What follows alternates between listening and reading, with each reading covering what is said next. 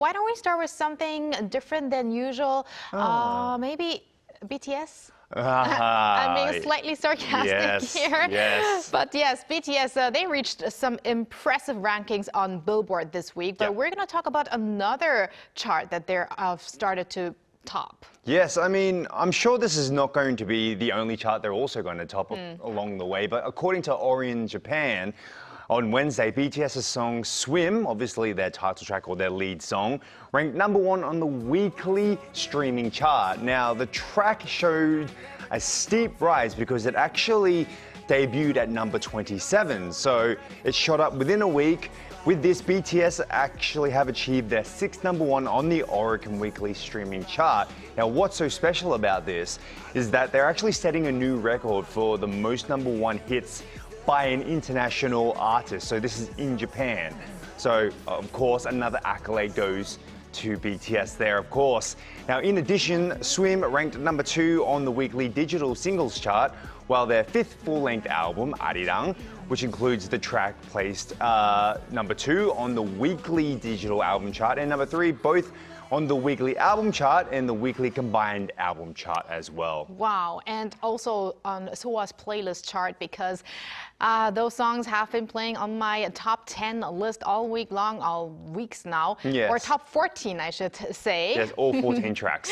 Right, but yeah, let's move on to another record, Walter, that is soon going to be released. Very soon indeed, so we're talking about legendary singer Park Hyo-shin, and he will release his new EP called A&E on Friday, so that's today of the time we're recording, at 6 p.m. Korea time. Now, this is across all major music platforms. Now, in the lead up to his EP, Park built up some excitement for his comeback by unveiling a music video teaser, as you can probably see on the screen now, for one of his double-titled tracks.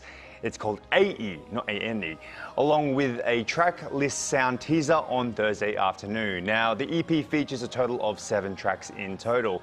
Now, with the album's release, anticipation is also growing for his solo concert, Park Hyo-shin Live A&E 2026. Now, this is set to take place on the 4th, the 5th, and the 11th. The 4th and the 5th, well, the 4th at least being tomorrow.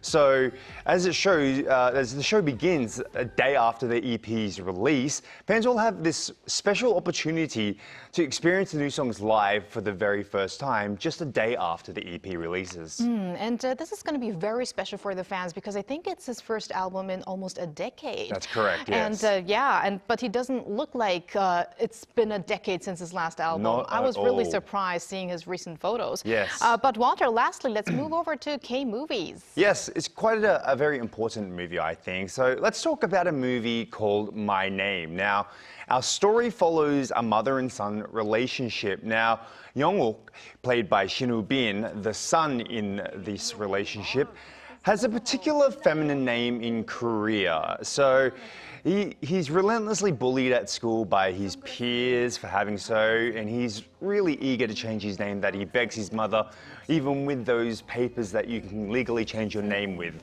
But his mother loves his name anyway, so but Young-uk does struggle to get through school, being constantly teased, bullied, school violence, also corrupt teachers as well.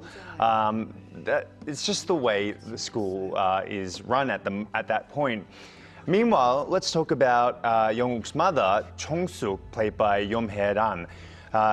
She has her own problems as well. Now, Chung-suk suffers from a condition that causes her to faint during sunlight, and also has lost a lot of her childhood memories that relate back to times of violence. Now, you see, My Name is a movie that strongly revolves around memories during 4-3 Jeju incident, which we're actually going to talk about a little bit later in the show.